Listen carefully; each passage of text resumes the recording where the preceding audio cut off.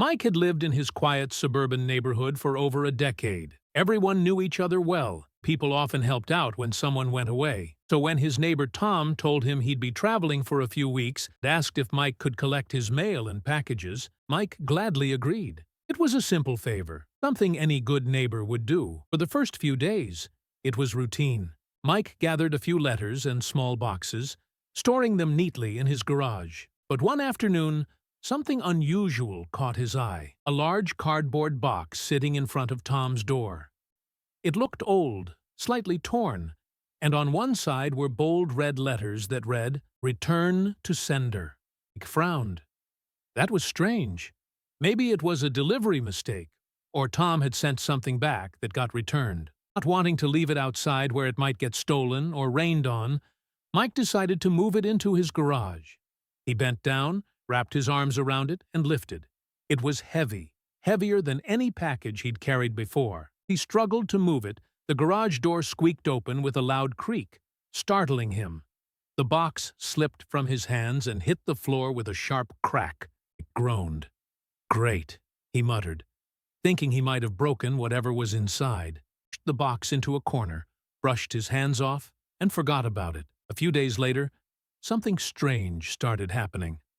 When Mike entered his garage one morning, he was hit by an awful stench.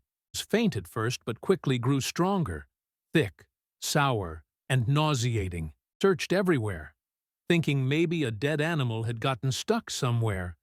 No matter where he looked, the smell only got worse. Finally, he traced it to the corner where the "Return to Sender" box sat. Stomach turned. Could that be the source? Maybe it was spoiled food. Hesitating for a moment, Mike grabbed a knife, sliced open the tape, and lifted the flaps. The moment he did, a wave of foul air rushed out. Mike gagged and stumbled back. Then he looked inside and froze. His eyes widened. His hands began to shake. What he saw wasn't food or anything he could have imagined. Something so horrifying that his mind went blank.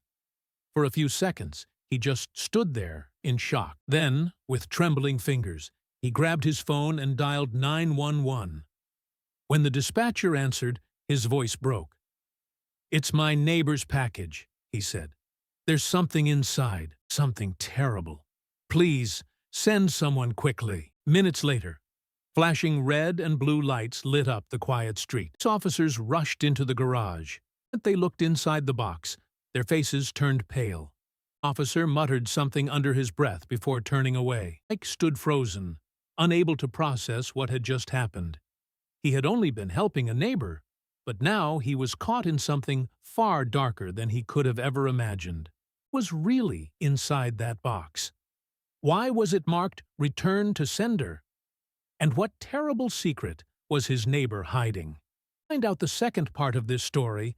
Reply "Neighbor's Package" in the comments below.